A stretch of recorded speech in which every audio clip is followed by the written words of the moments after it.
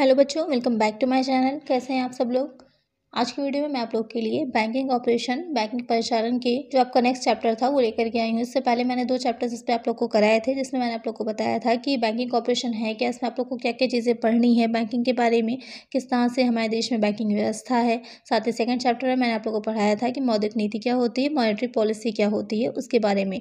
आज की वीडियो में हम पढ़ेंगे इसका थर्ड चैप्टर, जिसमें हम पढ़ेंगे कि भारत में वाणिज्यिक बैंक हेतु नियमन पर्यावरण की मूल अवधारणा, basic concepts of regulatory environment for commercial bank in India.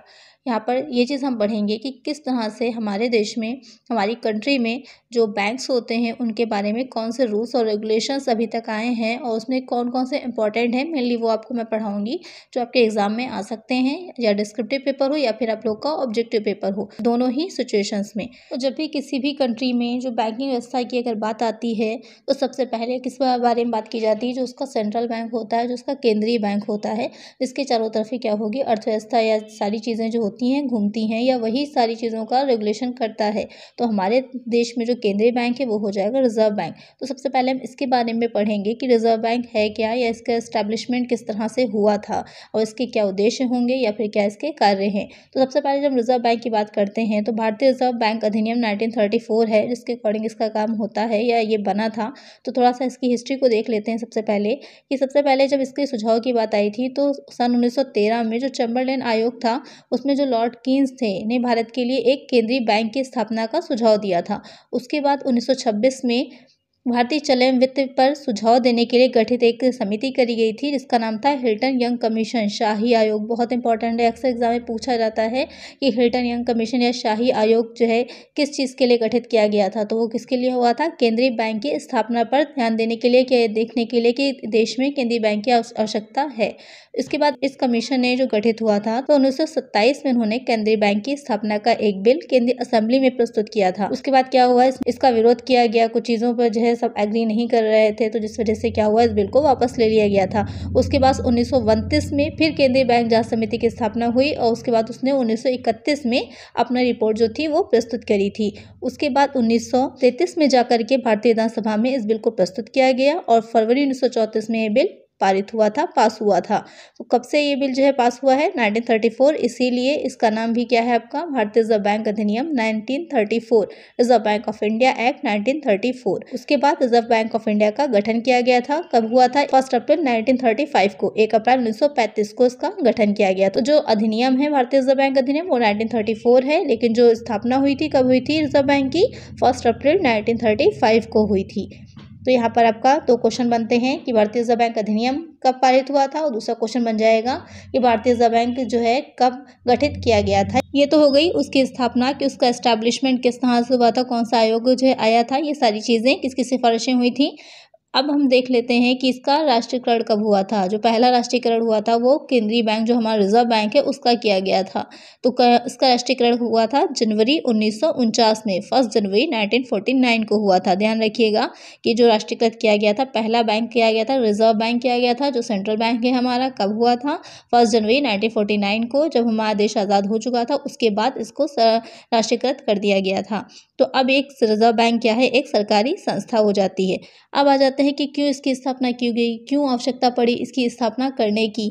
तो पहला इसमें रहेगा रीज़न कि मुद्रा इंसाक का दोहरा निरंतर समाप्त कर मुद्रा इंसाक की पूर्ति को देश व्यापारिक आवश्यकताओं के अनुसार संबंधित करने के लिए, यानी कि देश में जो भी मुद्रा है या जो भी साख क्रेडिट होता है उसमें एक रूपता लाना, ये देखना कि जो है पूरी चीज़ों का हिसाब किताब आसानी से रखा जा सके। क्योंकि जब तक एक सेंट्रल बैंक नहीं होता, केंद्रीय बैंक नहीं होगा, हमें कैसे पता चलेगा कि हमारे देश में मुद्रास्फीति की स्थिति है, मुद्रा संकुचन है, वो सारे आंकड़े, वो सारे डेटा किसके पास होंगे, या कौन उसको पूरी तरह से कंट्रोल कर पाएगा, नियंत्रण रखेगा। इसके लिए एक बैंक की आवश्यकता लगी। दूसरा आ जाता है रुपए के आंतरिक एवं बाह्य मूल्य में स्थिरता लाने के लिए, क्योंकि जो रिजर्व बैंक होता है वो इस चीज़ का ध्यान रखता है कि करेंसी में जो चेंजेस आ रहे हैं उसको कैसे कंट्रोल रखा जाए, कैसे उसके करेंसी रेट को स्थिर रखा जाए। नेक्स्ट आ जाता है देश में बैंकिंग का समुचित विकास करने के लिए, क्योंकि जो भी बाकी के बैंक्स होते हैं तो इसके स्ट्रक्चर मैंने आप लोग को फर्स्ट वीडियो जो थी उसमें समझाया हुआ है कि कैसे जो है बाकी सारे बैंक रिजर्व बैंक के ही अंडर में कार्य करते हैं। तो उन सब पर एक नियंत्रण लाने के लिए कि कब वो देखेगा कि मार्केट में क्या सिचुएशन है, उसके हिसाब से जो CRR होती है, SLR होती है, जिसको मैंने आपको पहले वीडियो में समझाया हुआ है, वो सारी चीज़ों को कंट्रोल में रखता है जिससे कि उन पर नियंत्रण रख सके।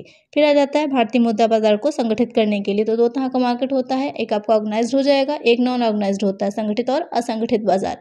तो संगठित बाजार जो होगा वो पूरी तरह से रिजर्व बैंक के नियंत्रण में रहता है। जो असंगठित होता है तो उसमें आपके आ जाते हैं ये जो देशी बैंकर्स होते हैं, साहूकार है, महाजन है, ये आ जाते हैं। लेकिन आज की अगर डेट की हम बात करें तो ज़्यादातर जो है संगठित चीज़ें चल रही हैं, रिजर्व बैंक का नियंत्रण सब पर बना हुआ है।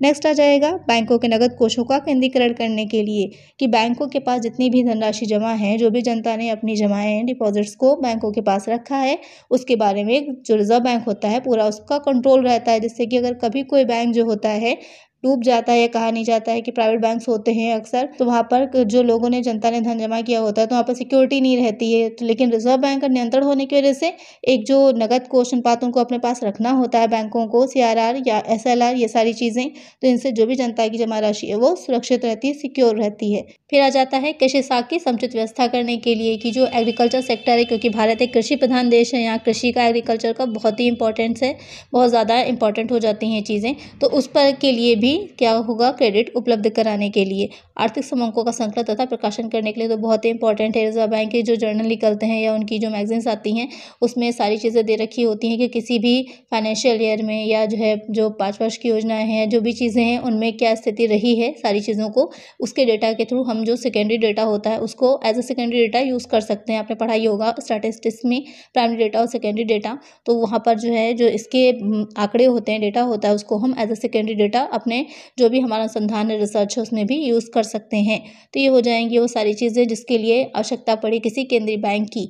अब आ जाते हैं कि रिजर्व बैंक ऑफ इंडिया जो है उसके कार्य क्या हैं। अगर हम रिजर्व बैंक के कार्यों की बात करें तो इसको आप दो तरह से डिवाइड कर सकते हैं, अलग अलग बुक्स में अलग अलग तरह से दे रखा होगा। तो यहाँ पर अगर हम बात करें तो एक हो जाएगा परंपरागत कार्य, दूसरे हो जाते हैं विकासात्मक कार्य। परंपरागत कार्य को भी हम दो तरह से डिवाइड कर सकते हैं, एक केंद्रीय बैंकिंग के कार्य, दूसरा हो जाएगा साधारण बैंकिंग के कार्य। तो जो केंद्रीय बैंकिंग के कार्य हैं तो उसमें क्या क्या चीज़ें आएंगी, तो पहला सबसे इंपॉर्टेंट हो जाता है नोट निर्गमन का कार्य। जो करेंसी हम जो है निर्मित कर रहा है रिजर्व बैंक, जो करेंसी होती है, जो नोट होते हैं, उसका निर्गमन कौन करता है, केंद्रीय बैंक, हमारा रिजर्व बैंक करता है। दूसरा आ जाएगा सरकार के बैंकर के रूप में कार्य, कि सरकार सबसे इंपॉर्टेंट है, ये बैंकों का भी बैंक है और सरकार का भी बैंक है। मेन इसके स्थापना का उद्देश्य भी एक यही था, उद्देश्यों में से एक चीज़ ये रही है कि सरकार के बैंक के रूप में भी कार्य करना था, कि जब सरकार को ज़रूरत हो या चीज़ों की करना हो तो किसके माध्यम से करेगी, तो उसका केंद्रीय बैंक होगा, उसके माध्यम से वो कार्य करती है। बैंकों का बैंक है, जितने भी बैंक होते हैं उन सब का भी अकाउंट जो होता है वो केंद्रीय बैंक में ही होता है। नेक्स्ट आ जाएगा विदेशी विनिमय का क्रय विक्रय तथा विनिमय नियंत्रण करना। जो फॉरेन एक्सचेंज हम कर रहे होते हैं, जो विदेशों से चीज़ों को जो है खरीदा बेचा जा रहा है, इम्पोर्ट एक्सपोर्ट है, सारी चीज़ें हैं, उस पर नियंत्रण रखना है, उसके संबंध में नियम बनाना, ये कार्य भी कौन करेगा, रिजर्व बैंक करेगा। साख का नियंत्रक होता है, बहुत इंपॉर्टेंट है, साख का नियंत्रण करता है, तो बहुत इंपॉर्टेंट कार्य भी है उसका। कई तरीके होते हैं जिसके माध्यम से साख का नियंत्रण किया जाता है, जिसमें से एक इसका जो रहेगा वो CRR होता है या फिर SLR है, इन सब पर नियंत्रण रखती है, जिसे नकद कोष अनुपात या वैधानिक तरलता अनुपात कहा जाता है। जिसके माध्यम से ये साख पर मार्केट में नियंत्रण रखती है, कि जो बैंक इसकी बैंक रेट होता है या रेपो रेट होता है, रिवर्स रेपो रेट्स होते हैं, इन सब के माध्यम से नियंत्रण रखता है साख पर। उसके बाद आ जाता है अन्य कार्य इनके बैंकिंग के, बैंकिंग शिक्षा का विकास करना है, आर्थिक सूचना एवं आंकड़े एकत्र करना है, समाशोधन गृह का कार्य है, मुद्रा हस्तांतरण का कार्य करता है, निर्यात में सहायता करता है तथा मुद्रा परिवर्तन का कार्य करता है। तो ये सब हो जाते हैं इसके बैंकिंग के कार्य। फिर आ जाता है साधारण बैंकिंग के कार्य, कौन से करेगा, निक्षेप स्वीकार करना। निक्षेप स्वीकार करने में रहेगा कि जो केंद्रीय सरकार होती है, राज्य सरकारें होती हैं, जो बैंक होते हैं, बड़ी बड़ी संस्थाएं होती हैं, उन सब के लिए भी क्या करता है, एक जमा की व्यवस्था करता है, कि जो भी डिपॉजिट वो करना चाहती हैं वहाँ पर अपने अकाउंट्स में डिपॉजिट कर सकती हैं। दूसरा जाएगा व्यापारिक एवं वाणिज्यिक बिलों का क्रय विक्रय करना, या जो भी आपने पढ़े होंगे कॉमर्शियल बिल हैं या ट्रेजरी बिल हैं, इन सारी चीज़ों की आ जाती है बात, कि वो जो है व्यापारिक और वाणिज्यिक बैंक जो केंद्रीय बैंक होता है वो इन बिलों का भी क्रय विक्रय करता है। इसके माध्यम से भी ये साख पर एक तरह से नियंत्रण ही रखता है। कृषि बिलों का क्रय विक्रय करना है, ऋण देना है, जो केंद्र सरकार है या फिर राज्य सरकार है या जो बैंक होते हैं उनको लोन की आवश्यकता होती है, तो ये भी तो यहाँ पर जो केंद्रीय बैंक होता है वो भी प्रोवाइड कराता है। विदेशी प्रतिभूतियों का क्रय विक्रय करना, मूल्यवान धातुओं का क्रय विक्रय करना, अन्य देशों के बैंकों से व्यवहार करना, तो ये सारे इसके क्या हो जाएंगे, साधारण बैंकिंग के कार्य हो जाते हैं। फिर आ जाता है, ये तो परंपरागत कार्य हो गए जो कि एक बैंक करेगा ही करेगा, तो उसमें केंद्रीय बैंक के कार्य हो गए उसके, और साधारण बैंकिंग के कार्य हो गए। अब आ जाते हैं कुछ विकासात्मक कार्य की, देश में जो भी स्थिति चल रही है उसके अकॉर्डिंग वो विकास से रिलेटेड कार्य भी करता है, जैसे कि बैंकिंग सुविधाओं का विस्तार करना, नई नई योजनाओं को लाना, उसका कार्यान्वयन कराना, ये चीज़ें आ जाएंगी इसमें। रिजर्व बैंक और कृषि साख है, जो हमारा कृषि साख है, एग्रीकल्चर सेक्टर मैंने पहले बताया था बहुत इंपॉर्टेंट है इंडिया के, अगर अप्रोच से देखें हम तो काफ़ी इंपॉर्टेंट हो जाता है। तो उसके लिए भी जो है नई नई चीज़ों की व्यवस्था करना, कृषि वित्त की या कृषि जो साख होती है उसकी व्यवस्था करना। रिजर्व बैंक और औद्योगिक साख, औद्योगिक इंडस्ट्रियल एरियाज़ के लिए भी जो फंड होता है या क्रेडिट होता है उसको प्रोवाइड कराना। रिजर्व बैंक और लघु उद्योग, जो हमारे जो स्मॉल इंडस्ट्रीज़ हैं उनके लिए भी ऋण प्रोवाइड कराना, कीमत स्तर की स्थिरता लाना, ये सब उसके विकासात्मक कार्य हो जाते हैं। तो रिजर्व बैंक के कार्यों को आप एक चार्ट में देख रहे होंगे, इसे आप अच्छे से नोट भी कर सकते हैं, लर्न कर लीजिएगा, थोड़ा ईजी रहेगा आपको याद करने में। तो ये हो जाता है हमारा केंद्रीय बैंक। अगर शॉर्ट में इसे हम समझें तो जैसे आप एक फिगर देख रहे होंगे, सबसे ईजी है, इसमें आप स्टेप बाय स्टेप समझ पाएंगे कि रिजर्व बैंक ऑफ इंडिया की उत्पत्ति किस तरह से हुई थी। तो पहले जो 3 प्रेसिडेंसी बैंक थे उनको मिलाया गया था, उसके बाद इंपीरियल बैंक बना, उसके बाद हिल्टन आयोग की स्थापना हुई थी जिसे शाही आयोग भी कहते हैं। उसके बाद सन 1931 में केंद्रीय बैंकिंग जांच समिति का गठन हुआ। फिर 1934 में भारतीय रिजर्व बैंक अधिनियम पारित हुआ। फिर 1 अप्रैल 1935 को भारतीय रिजर्व बैंक की स्थापना हुई और 1 जनवरी 1949 को उसका राष्ट्रीयकरण कर दिया गया। तो ये आप शॉर्ट में समझ सकते हैं, इतना आप याद कर लीजिएगा। तो आपका अगर डिस्क्रिप्टिव पेपर हो रहा है तो आसानी से उसे आप बना करके लिख सकते हैं, और अगर आपका ऑब्जेक्टिव पेपर होगा तो वहाँ से भी आपके क्वेश्चन आसानी से निकल आएंगे। तो ये हो गया रिजर्व बैंक ऑफ इंडिया क्या होगा, उसके कौन से कार्य हैं, उसकी स्थापना का उद्देश्य क्या था या किस तरह से स्टैब्लिश किया गया, उसके बाद वो कौन से उसके कार्य होते हैं, ये हमने पढ़ा। अब हम पढ़ेंगे नेक्स्ट बैंकिंग नियमन अधिनियम 1949, बैंकिंग रेगुलेशन एक्ट 1949। तो जब स्वतंत्रता से पूर्व की बात अगर हम कर रहे हैं तो वहाँ पर कोई भी बैंकिंग विधान नहीं था, जिससे कि क्या था, जो बैंकिंग की व्यवस्था थी तो पूरी तरह से उसमें काफ़ी प्रॉब्लम्स थी, बहुत ही दोष थे। तो उन दोषों को दूर करने के लिए, उन समस्याओं को दूर करने के लिए जो भारतीय बैंकिंग नियमन अधिनियम 1949 पारित किया गया था, उसके अंतर्गत ये था कि जो रिजर्व बैंक रहेगा उसकी बैंकिंग संस्थाओं के नियमन एवं नियंत्रण हेतु उसको विस्तृत अधिकार भी दिए गए। तो सबसे पहले हम बात कर लेते हैं कि इस बैंक की जो ऐतिहासिक पृष्ठभूमि है, इसका हिस्टोरिकल बैकग्राउंड है, वो क्या रहा है। तो सबसे पहले अगर हम बात करते हैं, सन 1913 में भारतीय कंपनी अधिनियम जो था उसमें बैंकों के रेगुलेशन से रिलेटेड या बैंकों के नियमन से संबंधित कुछ प्रावधान सम्मिलित किए गए थे, किंतु ये प्रावधान जो थे, प्रोविजंस जो थे वो अपर्याप्त थे, सफिशिएंट नहीं थे, जिससे जो बैंकिंग व्यवस्था थी वो लगातार असफल होती रही। उसके बाद 1931 में केंद्रीय बैंकिंग जांच समिति, सेंट्रल बैंकिंग इंक्वायरी कमेटी गठित की गई थी, जिसने जो है बैंकिंग व्यवस्था की आवश्यकता पर ध्यान दिया कि कैसे हमारे देश में बैंकिंग की व्यवस्था होना इंपॉर्टेंट है, या कोई इस तरह का रेगुलेशन या एक्ट होना इंपॉर्टेंट है जिसके अकॉर्डिंग उसको चलाया जा सके, उस बैंकिंग व्यवस्था को चलाया जा सके। फिर सन 1934 में जो रिजर्व बैंक ऑफ इंडिया अधिनियम आया, जिसमें केंद्रीय बैंक जो था उसका गठन हुआ, और साथ ही जो है उसके पर किस तरह से निरंतर उसे रखना है बैंकिंग से रिलेटेड चीज़ों पर, इसके बारे में बताया गया। फिर 1936 में भारतीय कंपनी अधिनियम के संशोधन द्वारा बैंकों को नियंत्रण व्यवस्था में सुधार करने का प्रयास किया गया, लेकिन धीरे धीरे जैसे जैसे इसमें जो है संशोधन होते रहे, चीज़ें आती रहीं। उसके बाद जो बैंकिंग कंपनी नियमन अधिनियम 17 फरवरी 1949 को भारत की जो विधान निर्माती सभा थी उसके द्वारा पारित किया गया, और 16 मार्च 1949 से इसे देश में लागू कर दिया गया था। तो मेन जो ये लागू हुआ था वो 16 मार्च 1949 से लागू हुआ था। तो ये हो जाएगी इसकी बैंकिंग पृष्ठभूमि। उसके बाद समय समय पर इसमें संशोधन होते रहे हैं। तो ये एक्ट क्या हो जाएगा, ये एक्ट इसलिए बना था जिससे कि जो हमारी बैंकिंग व्यवस्था है उसको एक सुदृढ़ रूप दिया जा सके और एक एकीकृत रूप दिया जा सके। अब समझ लेते हैं कि इसको उद्देश्य क्या थे, इसको सक्रिय रूप से लाने के या इसको बनाने के उद्देश्य क्या रहे हैं। पहला हो जाता है देश में बैंकिंग का स्वतंत्र विकास और शाखाओं का नियमित प्रसार करने के लिए एक किस तरह से देश की बैंकिंग जो सुविधाएं हैं या जो बैंकिंग के कार्य हैं उसका एक बैलेंस्ड जो है डेवलपमेंट किया जा सके, कि जो है हर क्षेत्र में, ये नहीं कि सिर्फ शहरों में ही बैंकिंग हो, साथ साथ ग्रामीण क्षेत्र में भी बैंकों की व्यवस्था की जाए, उनकी शाखाएं खोली जाए, उनका विकास किया जाए। फिर आ जाता है बैंकों को असफल होने से बचाने तथा बैंकों के मध्य अनावश्यक अस्वस्थ प्रतियोगिता को समाप्त करने के लिए जब एक केंद्रीय व्यवस्था होगी, एक जो है नियम होगा, उसी के अकॉर्डिंग सब कार्य करेंगे। तो ये रहेगा कि कुछ बैंक्स बड़े होते हैं, कुछ छोटे होते हैं। एक नॉर्मल सी बात है, अगर कोई बड़ी जो कंपनीज हैं तो छोटी कंपनियों को क्या करती हैं, धीरे धीरे समाप्त करना चाहती हैं, जिससे कि उन्हीं का एक अधिकार हो जाए। वही चीज़ बैंकों पर भी लागू होती है। तो यहाँ पर इस चीज़ का ध्यान रखना है कि जो भी बैंक हैं आपस में एक दूसरे के साथ प्रतिस्पर्धा ना करने पाएँ, और साथ ही उनके जो भी, अगर कोई बैंक है जो डूब रहा है या जिसकी संपत्ति अपनी पे कमी आ गई है तो उसको असफल होने से बचाने के लिए या उसमें किसी भी तरह का आपने अक्सर देखा होगा कि अब बैंकों को आपस में मर्ज कर दिया जाता है। ये सारी व्यवस्थाएँ की जाती हैं जिससे कि बैंक को जो भी उसमें जो जनता का पैसा इन्वेस्ट है या जो भी बैंक्स हैं वो डूबने ना पाएँ तथा उसको सुधारा जा सके। नेक्स्ट आता है ग्रामीण क्षेत्रों में बैंकिंग व्यवस्था का विकास करने के लिए। आज के टाइम में आपने देखा होगा कि कोई भी ऐसा गाँव नहीं होगा जहाँ पर बैंक ना हो, किसी न किसी तरह का कोई ना कोई बैंक हर गाँव में आपको मिलेगा। तो क्या हुआ है, धीरे-धीरे विकास की वजह से ही तो हुआ है कि हर जगह पर बैंकिंग व्यवस्था उपलब्ध हो पाई है। उसके बाद आ जाता है अंशधारियों एवं जमाकर्ताओं के हितों की रक्षा करने के लिए।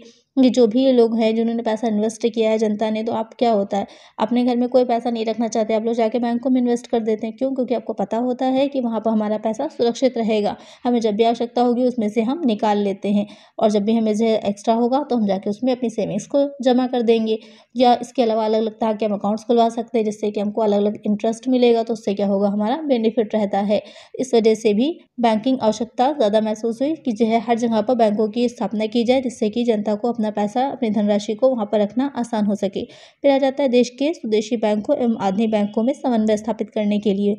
पहले बताया था हमने कि जो साहूकार महाजन हैं या छोटे-छोटे देशी बैंकर्स होते हैं, उनके कार्यों में करने में तरीका, जो उनका इंटरेस्ट रेट होता है ये थोड़ा-सा अलग होता है और जो ये वाले बैंक्स होते हैं आपके, उनका जो है वो कि उनके लिए एक व्यवस्था होती है, एक रेगुलेशन होता है कि इसके अकॉर्डिंग कि उनको कार्य करना होता है। तो उन पर भी थोड़ा नियंत्रण रखा जा सके जिससे कि आप जो भी वो जनता को ऋण दे रहे हैं, जो भी काम कर रहे हैं, एक समन्वित रूप ले सके। उसके बाद आ जाता है मौद्रिक एवं साख नीतियों को सफल बनाने के लिए, क्योंकि पहले के चैप्टर जो मैंने आप लोग को पढ़ाया था, जो मॉनेटरी पॉलिसी होती है, मौद्रिक नीति होती है, वो कौन बनाता है? रिजर्व बैंक ही बनाता है। उसकी जो भी प्रावधान होते हैं, जो भी चीज़ें, वो सारी रिजर्व बैंक ही निर्धारित करता है।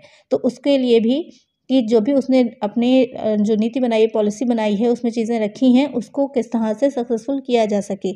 फिर आ जाता है विभिन्न प्रकार के अध्यादेश एवं संशोधन को अधिनियम के रूप में व्यवस्थित करके प्रस्तुत करने के लिए, कि जो भी चीज़ें लाई गई हैं, उनमें कोई चेंजेस किए गए हैं, उन सब चीज़ों को एक एक्ट की तरह लाने के लिए। तो ये हो जाता है बैंकिंग नियमन अधिनियम का आवश्यकता या उद्देश्य, जिस वजह से इसको स्थापित किया गया था। आज की वीडियो में इतना ही। नेक्स्ट वीडियो में इसके आगे जो एक्ट्स हैं उनके बारे में हम पढ़ेंगे कि वो क्या हैं या उनके बारे में क्या चीज़ें कही गई हैं। आई होप आपको वीडियो अच्छी लगी होगी। अगर वीडियो अच्छी लगी है तो वीडियो को लाइक कर दीजिए और सब्सक्राइब नहीं किया है चैनल को, तो चैनल को जल्दी से सब्सक्राइब कर दीजिए। नोटिफिकेशन बेल को भी ज़रूर ऑन कर दीजिएगा और फ्रेंड्स के साथ वीडियो को शेयर कर दीजिएगा। मिलते हैं नेक्स्ट वीडियो में। Thank you.